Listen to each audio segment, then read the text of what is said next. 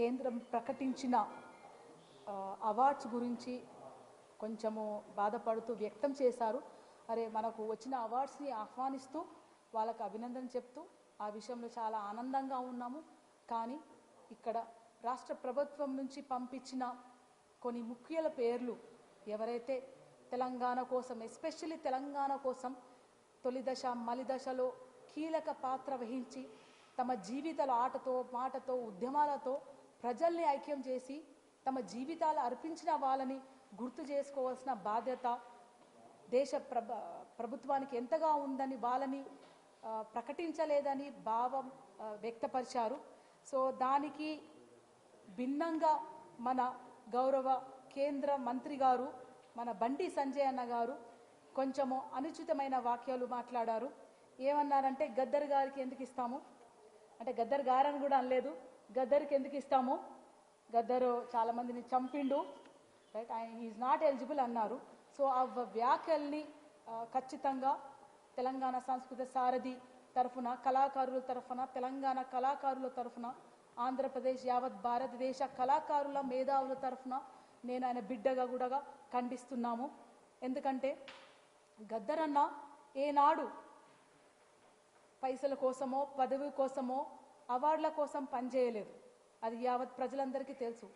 ఆయన పేద ప్రజల కోసం, పీడిత ప్రజల కోసం, స్త్రీల కోసం, అణగారిన వర్గాల కోసం, మైనారిటీల కోసం, ప్రజల కోసం తన బుల్లెట్ను కూడా తూటాలను కూడా తన వెన్నుముక్కలో ఉంచుకొని మరొక 25 ఏళ్ళు తన మీద తూటాలు జరిగినాక కూడా 21 ఏళ్ళు తను ప్రజల కోసం పాటై చివరికి కూడా మరొక్కసారి నేను ప్రజల్లో తిరుగుతాను, ఆపరేషన్ చేసుకుంటే ఇంకొక 10 ఏళ్ళు బతుకుతాను, ప్రజల్ని చైతన్యవంతం పరుస్తాను అనే ఉద్దేశంతో ఆపరేషన్కి వెళ్ళి అమరుడైన ఘనత గద్దర్ గారు.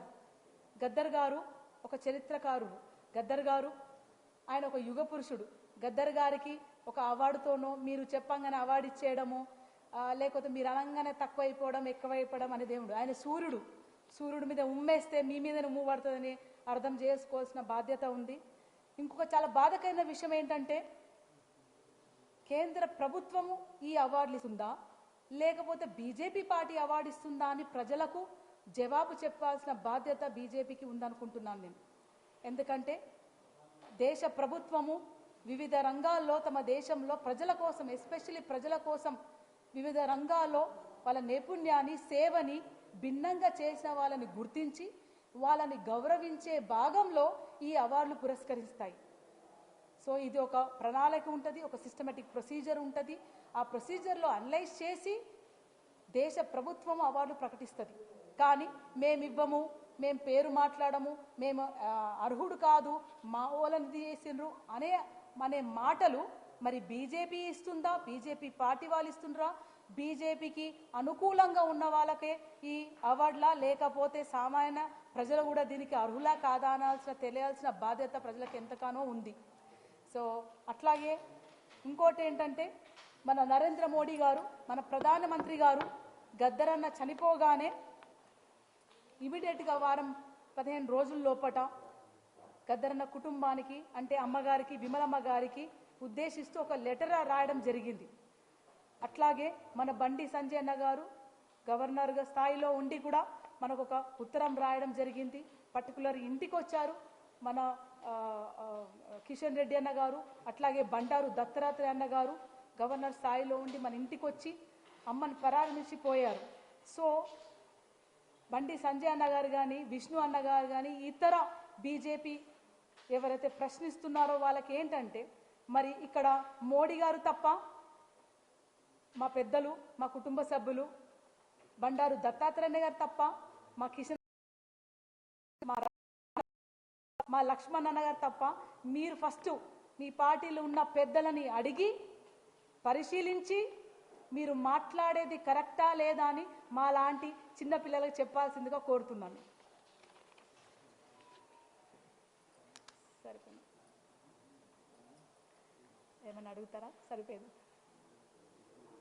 ఎవరైనా మాట్లాడుతా? భాస్కర్ అన్న మాట్లాడు, కాంగ్రెస్ పార్టీ ఇది కాబట్టి.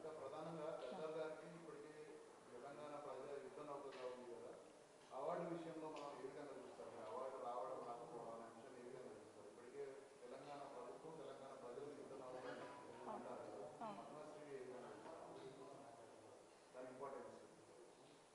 అంటే ఇక్కడ మామూలుగా చూస్తే గద్దరానికి ఏ అవార్డు ఇచ్చినా తక్కువే ఒక సామాన్య ప్రజల. కానీ మన రాష్ట్ర ప్రభుత్వము నంది అవార్డులు ప్రకటిస్తూ రాష్ట్రంలో గౌరవం దక్కింది. తెలంగాణ కోసం త్యాగాలు చేసిన తొలి దశ మలి దశ గద్దరన్నతో పాటు మన అందశ్రీ గారు కానీ, గోరెంటి వెంకన్న గారు కానీ, ఇంకోటి పేరు పెట్టారు జయదీర్ తిరుమల అన్న గారు, ప్రెస్లో జయదీర్ తిరుమల అన్న కానీ వాళ్ళు ఎందుకు గౌరవించుకోవాలి? అది దేశంలో కూడా గౌరవిస్తే మన రాష్ట్ర ప్రజలకు రానున్న తరానికి యూత్కి ఒక స్ఫూర్తిదాయకం ఉంటుంది. రైట్, ఇప్పుడు చెడుతో బట్టి టెక్నాలజీ పరంగా చెడుతో బట్టి వ్యసనాలకు గురవుతున్న వాళ్ళకు ఇలాంటి అవార్డ్స్ వస్తే వాళ్ళు ఇన్స్పైరింగ్గా అవుతారనే ఒక ఉద్దేశంలో మన కాంగ్రెస్ పార్టీ, మన హక్కు అది, అవార్డు అనేది మన హక్కు, మనం కష్టపడ్డ మన హక్కు, అది దేశంలో కూడా మనకు రావాలి అనే ఒక గౌరవం దక్కాలనే తపనతో మన కాంగ్రెస్ పార్టీ రిప్రజెంటేషన్ ఇవ్వడం జరిగింది. దాంట్లో తప్పేం లేదు అనుకుంటున్నాను.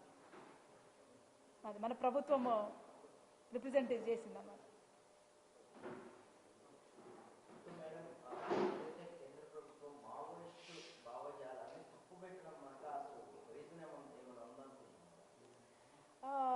మొదటిగా బీజేపీ నుంచి కేంద్ర ప్రభుత్వం తప్పకుండా అదేమంటారు మావోయిస్ట్ పార్టీని తప్పు పడుతూనే వచ్చింది. మీరు చూస్తుంటే ఈ 6 నెలల్లో ఎంతోమందిని ఎవరైతే గోండులు ఉన్నారో, ట్రైబ్జల్స్ ఉన్నారో వాళ్ళు ఏం కోరుతున్నారంటే సింపుల్గా మా ఇంట్లో మమ్మల్ని బతకనియండి, మా అడవిలో మమ్మల్ని బతకనియండి అని ప్రశ్నించినందుకు అసలు వాళ్ళు గన్నులు పట్టుకుంటలో లేదో కూడా తెలియదు మరి. రైట్, వాళ్ళని పట్టుకొని కాల్ చేసి చంపడం జరుగుతుంది. సో అది నిజంగా చూసానంటే భారత రాజ్యాంగం ప్రకారం దాన్ని పరిశీలించి ఖచ్చితంగా ఎన్కౌంటర్ని నిజమైన ఎన్కౌంటర్లా ఏంటా నిజ నిర్ధారణ చేసి ముందుకు వెళ్ళాల్సిన బాధ్యత ప్రభుత్వాందే.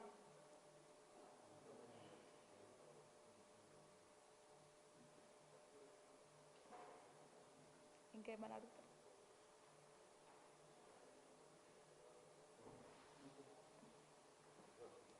పాట పాడనా? చిన్న బిట్టు, అంటే ఈ బిట్టు పాడితే అర్థమవుతుంది అన్నమాట. పాడనా?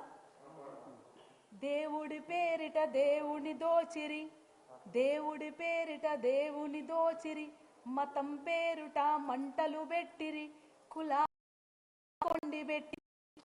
దేవుడి పేరిట దేవుడి దోచిరి, మతం పేరిట మంటలు లేపిరి, కులాల మధ్య కొండి పెట్టిరి. సో ఇది ఎవరు చేస్తున్నారో ప్రజలు బాగా తెలుసు. ప్రజలు చాలా గొప్పవాళ్ళు, ప్రజలకు గొప్ప న్యాయ నిర్ణేతలు, వాళ్ళే నిర్ణయిస్తారు ఎవరికి ప్రకటించాలి, ఎవరు ప్రకటించొద్దు, ఎవరు ముందరు పోవాలి, ఎవరు కుర్చీలో కూర్చోవాలి, ఎవరు కుర్చీలో కూర్చోవద్దని రానున్న టైంలో ప్రజలే నిర్ణయిస్తారని